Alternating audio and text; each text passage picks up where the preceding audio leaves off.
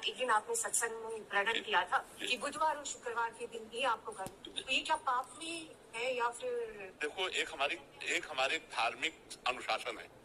जैसे गुरुवार को हम बाल नहीं कटा सकते, साबुन से वस्त्र नहीं धो सकते, नाखून नहीं कटा सकते, सेब नहीं बना सकते, ये हमारी धार्मिक परंपरा है। हमको उसका निर्वाह करना चाहिए। अब जैसे आप करो तो आपकी बुद्धि भ्रष्ट हो जाएगी। जो धार्मिक हमारी परंपरा है, अब जैसे प्रातः काल जग करके भगवान सूर्य का अभिनंदन बंदन करना, अर्घादि देना, माता पिता के चरण छूना, अब ये सब बंद हो गया। आप देखो बंद हो तो बुद्धि भ्रष्ट नहीं हो रही है।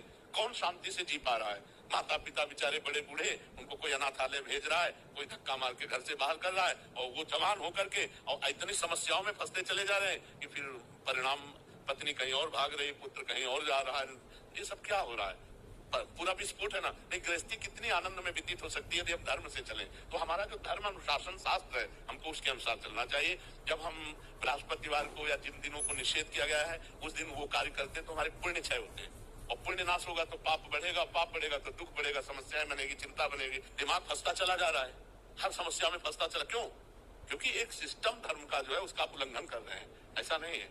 जैसे भगवान शिव की उपासना में फर्क पड़ जाएगा यदि सोमवार को आप छोड़ कर्म करते हैं, मंगल हमारे प्रतिकूल हो जाएगा यदि हम करेंगे, बुध हमारे अनुकूल हो जाएगा यदि हम करेंगे, शुक्र हमारे अनुकूल हो जाएगा। तो विचारवान विद्वानों ने, ब्रह्म ऋषियों ने निकाला कि बुधवार और शुक्रवार को हम छोड़ कर्म करें, केवल बुधवार शुक्रवार, हफ्ते में 2 बार कर ले तो काफी बना रहेगा, जरूरी नहीं कि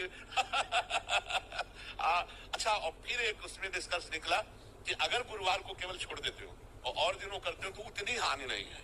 2 दिन तो हमारे है, बुधवार शुक्रवार, और जो जैसे सोमवार है, रविवार है, मंगलवार है और शनिवार है, अगर हम इनमें करते तो उतना हानि नहीं होती जितनी गुरुवार को। तो केवल गुरुवार को छोड़ दो, और अन्य दिनों में वैसे चाहो तो बुधवार शुक्रवार को ही केवल करो। यदि आपको नहीं पट पाता है तो केवल गुरुवार को छोड़ दो, तो उसमें आपका विशेष हानि नहीं होगी। गुरुवार को करने से फिर विशेष हानि हो जाएगी। ममता जी,